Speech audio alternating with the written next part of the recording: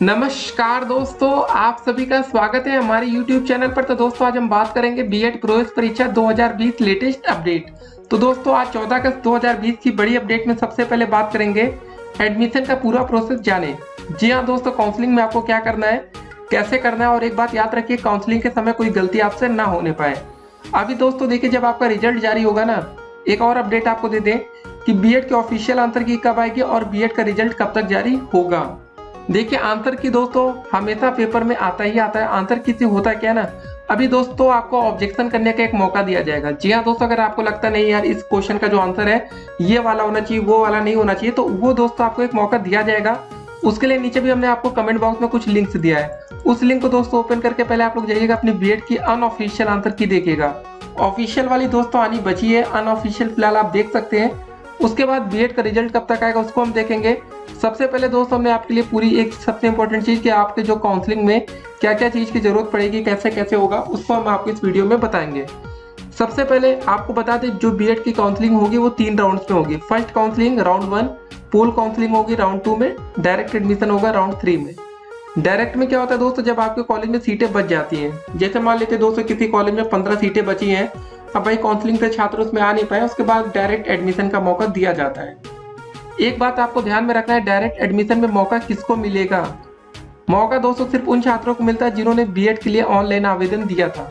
ठीक है, अगर दोस्तों आपने बीएड के लिए ऑनलाइन आवेदन और उसके साथ पेपर, जी हाँ दोस्तों एंट्रेंस एग्जाम पेपर आप देने गए थे, भले आप 0 नंबर लेकर आए वो फर्क नहीं पड़ेगा, लेकिन आपको पेपर देना जरूरी होगा। यहाँ आप ये सोचिए दोस्त कि आपने ना तो कुछ किया ना कुछ किया।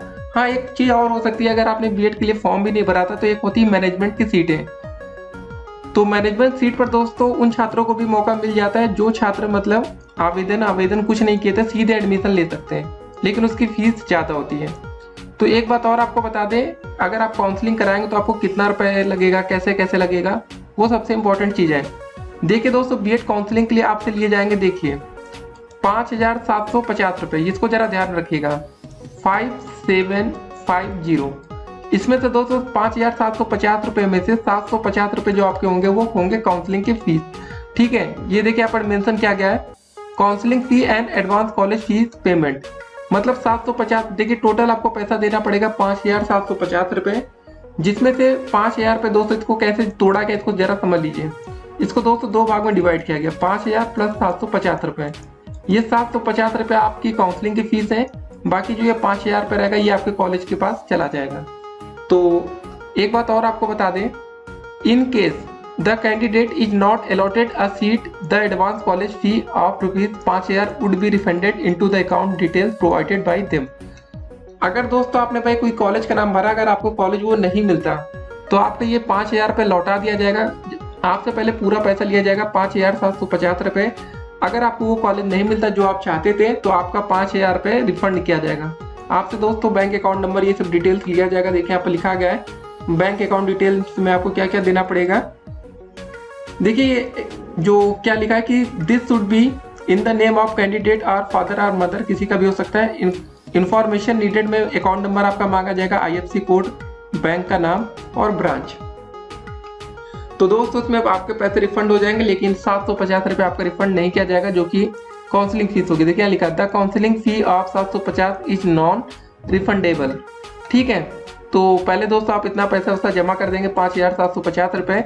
ये दोस्तों स्टार्टिंग में सबसे पहले दोस्तों आपका देखिए, चलिए एक एक स्टेप बता देते हैं। स्टेप 1 में सबसे पहले आपको रजिस्ट्रेशन करना पड़ेगा। रजिस्ट्रेशन आप कर देंगे तो स्टेप 2 में आपको काउंसलिंग फीस और ये सब पैसा वैसा देना है। स्टेप 3 में दोस्तों आता है सबसे इंपॉर्टेंट चीज, चॉइस फिलिंग। जी हाँ दोस्तों देखिए क्या लिखा है, before choice filling the candidate have to verify the following चीज, कुछ चीज आपको वेरीफाई करना पड़ेगा ये सब। ठीक है, फिर उसके बाद देखिए candidate registered for counselling have to fill their choice according to their preferences. Candidate can given as many choice as they want. तो दोस्तों आपको ढेर सारी चॉइस करने का मौका मिलेगा, जो जो आपको मतलब ये लिखा नहीं, नंबर्स नहीं यहाँ पर, तो मन चाहे दोस्तों आपका जितना मन करे आप चॉइस फिल कर सकते हैं। Candidates are advised to give more choices to avoid rejection in the allotment. जी हाँ दोस्तों, यहाँ एक बात कही गई है कि आप लोग अधिक से अधिक चॉइस फिल कर दीजिएगा। कुछ बच्चे 10 कॉलेज का नाम डाल के आएंगे, अब 10 कॉलेज का नाम डाले और आप 5,750 रुपये भैया दे दिए, उसमें से हो सकता है कि 10 में से आपको कोई कॉलेज ना मिला तो आपका 750 रुपये डूब जाएगा, 5000 रुपये रिफंड हो जाएगा। ठीक है, अगर आप दोस्तों कुछ बच्चे होंगे तो 10 की जगह हम कहेंगे 100 कॉलेज डाल दी उन्होंने, तो कोई ना कोई कॉलेज तो मिल जाएगा। करना तो बीएड ही है। एक बात और आपको बता दें जो कि बहुत ही महत्वपूर्ण है, हम चॉइस फिलिंग की बात कर रहे हैं। होता क्या है, काफ़ी बार दोस्तों जैसे आपके घर के पास कोई प्राइवेट कॉलेज है, ठीक है, चॉइस फिलिंग में दोस्तों फर्स्ट राउंड में आपको वो कॉलेज नहीं मिलता, सीट फुल हो जाती है। तो कभी कभी दोस्तों वहाँ पर सीटें बाद में खाली बच जाती हैं। जी हाँ दोस्तों, कुछ बच्चे ऐसे होते हैं जो फर्जी चॉइस फिल कर लिए, कुछ ना कुछ उनका दिक्कतें आ गई या कुछ ना कुछ रीजन से दोस्तों उनको हटाया जाता है, तो बाद में भी आपको मौका मिलता है। जी हाँ दोस्तों, आप जो ये देख रहे होंगे ना कि डायरेक्ट एडमिशन की यहाँ बात लिखी है, ये हमेशा होता आता रहा है, क्योंकि दोस्तों सभी बच्चों के लिए कुछ सीटें आरक्षित होती है। जैसे देखिए, अगर हम कट ऑफ की बात करें तो देखिए, एक जनरल कैटेगरी होती है, ओबीसी होती है, एचसी होती है, ये 3 सीटें भाई कभी नहीं खाली रहती। उसके बाद जो सीटें बचती है खाली एसटीएम बच जाती हैं, फिजिकल हैंडीकैप में बच जाती हैं, एक्स सर्विस मैन में कभी कभी सीटें बच जाती हैं। उसके बाद फ्रीडम फाइटर, ये दोस्तों जो 4 आप देख रहे हैं लास्ट में, इनके लिए भी सीटें आरक्षित हैं। अगर ये बच्चे नहीं करते हैं बीएड का कोर्स तो इनकी सीटें बचेंगी, तो इनमें ही दोस्तों जनरल, ओबीसी और एससी के बच्चे बाद में फायदा उठा ले जाते हैं। तो स्टेप 3 आपको समझ में आ गया, चॉइस फिल करना, और जितना चाहे उतना। और एक बात याद रखिएगा, जो दोस्तों पहला चॉइस फिलिंग हो, दूसरा हो, तीसरा हो, प्रेफरेंस हमेशा ऊपर से नीचे ध्यान दीजिएगा। ऐसा ना हो कि कुछ उल्टा सीधा आप डाल दें, पता चले दोस्तों आपको तीसरे नंबर का कॉलेज मिल गया और आपने चौथा नंबर का भी कॉलेज चॉइस फिल किया, फिर आप कहें नहीं यार चौथा वाला मिलता तो अच्छा रहता है। याद रखिए दोस्तों, चॉइस फिल करते समय जो आपकी लिस्ट बने ना, बिल्कुल सटीक बननी चाहिए, कहीं गलती ना होने पाए। उसके बाद चॉइस फिल कर लेंगे तो स्टेप 4 में आएगा आपका कॉलेज अलॉटमेंट, आपका कॉलेज वाले अलॉट हो जाएगा। फिर स्टेप 5 में दोस्तों क्या होगा, provisional allotment cum confirmation letter downloaded, ये सब आप डाउनलोड कर लेंगे। फिर रिपोर्ट टू अलॉट कॉलेज आपको करना पड़ेगा। ठीक है, डॉक्यूमेंट्स रिक्वायर्ड फॉर रिपोर्टिंग, क्या क्या दोस्तों आपके रिक्वायर्ड्स होगा, डॉक्यूमेंट्स क्या क्या जरूरत पड़ेगी, इसको जरा देख लीजिए। Candidate would need to carry the original and self attested copy of the following documents, तो आपको ओरिजिनल भी लेकर जाना है और उसको कुछ फोटो कॉपीज को लेंगे, जिसको आप खुद से सेल्फ अटेस्ट का मतलब साइन वाइन आपको खुद कर लेंगे। Print out of the provisional allotment cum confirmation letter from Lucknow university portal से आपको डाउनलोड करना है। Copy of application, admit card and score card of the JE BEd 2000। ठीक है, तो एक दोस्त आप कॉपी लेकर जाएंगे जो आपका एप्लीकेशन फॉर्म का था। ठीक है, जो एप्लीकेशन फॉर्म भरते समय एक आपने वो निकाला होगा ना प्रिंट आउट, के आपने क्या क्या भरा, नाम, पिता का नाम, जो भी आपने डाला हो वो सब चीज़ें। एक एडमिट कार्ड आपको ले जाना होगा, उसको खुआइएगा मत, रखे रहना है। अभी दोस्तों आपका एक स्कोर कार्ड जिसको रिजल्ट कहेंगे वो आ जाएगा। उसके बाद एक proof of date of birth, class 10 certificate, तो हाई स्कूल का मार्कशीट सर्टिफिकेट लेकर जाएंगे। All marksheet and certificate up to qualifying examination, ये सब कैटेगरी के दोस्तों चाहिए होगा। कास्ट कौन सी कैटेगरी के, जैसे अगर आप फायदा लेना चाहते हैं कि आप एससी का फायदा उठा रहे हैं, एसटी का उठा रहे हैं, ओबीसी का उठा रहे हैं, या दोस्तों कोई अन्य आरक्षण का फायदा उठा रहे हैं, उसको आपको लेकर जाना है। फिर original photo ID issued by government, कोई हो सकता है आधार कार्ड हो गया, पैन कार्ड, ये सब। 2 पासपोर्ट साइज फोटोग्राफ, 2 फोटो आपको लेकर जानी है। Copies of all fees receipt, तो जो पैसा था जमा किया उसकी एक कॉपी लेकर जाएंगे आप। कॉपी मतलब वही फोटो कॉपी निकलवा कर देख लीजिएगा। तो उसके बाद दोस्तों ये जब पहली राउंड 1 की काउंसलिंग हो जाएगी, उसके बाद पूल काउंसलिंग का रजिस्ट्रेशन करना पड़ेगा। ठीक है, उसके बाद फिर से दोस्तों वही होगा, counselling fee and full college fees payment. एक बात और ध्यान रखना, इसके बाद आपको पूरे कॉलेज की फीस पेमेंट करनी पड़ेगी तुरंत। काउंसलिंग फीस दोस्तों वही 750 रुपये आपकी होने वाली है। उसके बाद which is non refundable, they have to also deposit rupees, ये देखिए दोस्तों 51,250 रुपये और भी आपको डिपॉजिट करने पड़ेंगे। 5,000 for only SC and ST candidate who have opted for 0 fee as full college fee. तो ये सब दोस्तों चीज़ें, इसको जरा ध्यान रखिएगा।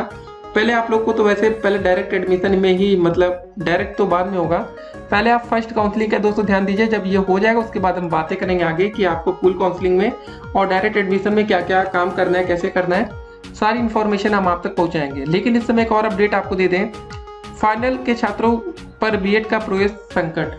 जी हाँ दोस्तों, कुछ बच्चे ऐसे होंगे जो अभी ग्रेजुएशन जिनका कंप्लीट नहीं हुआ है, मतलब पेपर आपका नहीं हुआ है, पता ना मामला सुप्रीम कोर्ट में चल रहा है, तो दिक्कत क्या है देखिए।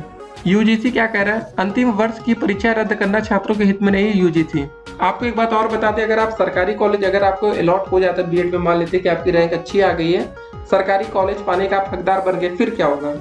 अगर आपके पास देखिए डॉक्यूमेंट्स नहीं है ना, ग्रेजुएशन की फाइनल मार्कशीट नहीं हुई, तो फिर ये याद रखिए दोस्तों, एडमिशन मिलना मुश्किल हो जाएगा आपको बीएड में, क्योंकि ये सरकारी कॉलेज पाने में देखिए दिक्कतें होती है। प्राइवेट में रहेगा तो आप ठीक है बात कर लेंगे, कुछ दिन बाद में भी जाएगा तो कोई दिक्कत नहीं है। फिलहाल आपको बता दें दोस्तों, आपके जो रिजल्ट की तारीख है कब तक जारी हो सकता है, उम्मीद की जा रही है दोस्तों सितंबर के फर्स्ट वीक तक आपका रिजल्ट आ जाएगा, सितंबर फर्स्ट वीक, ठीक है। ऑफिशियल आंसर की दोस्त ये किसी भी समय जारी की जा सकती है, तो हमने कमेंट बॉक्स में लिंक दिया, उससे आप चेक करते रहिए, क्योंकि ऑफिशियल आंसर की आने के बाद आपको ऑब्जेक्शन फाइल करने का मौका मिलेगा। वो जरूरी होता है कि अगर मान लेते दोस्तों कहीं से आपके नंबर बढ़ सकते हैं तो बढ़ेंगे। एक बात और, क्या कम नंबर पाने वालों छात्रों का भी एडमिशन हो जाएगा? जी हाँ दोस्तों, बिल्कुल हो जाएगा, यस यस यस, ठीक है। अगर आपको कोई कुछ भी नंबर है, 0 नंबर 1 नंबर, अगर आपके कॉलेज में सीट खाली है तो आपका एडमिशन होगा। सीट खाली होनी जरूरी है। हाँ, अगर भाई बच्चे लोग नंबर मतलब कॉलेज वाले सीट सारी बुक हो गई या सभी छात्रों ने एडमिशन ले लिया तो आपको नहीं मिल पाएगा, नहीं तो यह नंबर से कोई मैटर नहीं करेगा, ठीक है। बस प्राइवेट मिलेगा, बस इतना अंतर होगा। यूजीसी वाली दोस्तों क्या अपडेट है, इसको जरा देख लेते हैं। नई दिल्ली से अपडेट आई, विश्वविद्यालय अनुदान आयोग ने सुप्रीम कोर्ट में कहा कि अंतिम वर्ष की परीक्षा छात्र के शैक्षणिक जीवन में बहुत महत्वपूर्ण होती है। इन परीक्षाओं को रद्द करना किसी सूरत में छात्रों के हित में नहीं है।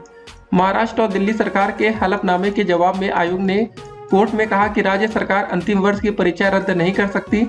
आयोग ने कहा कि अंतिम वर्ष की परीक्षाएं आयोजित करने के लिए 6 जुलाई को जारी किए गए दिशा निर्देश विशेषज्ञों की सिफारिश पर आधारित है।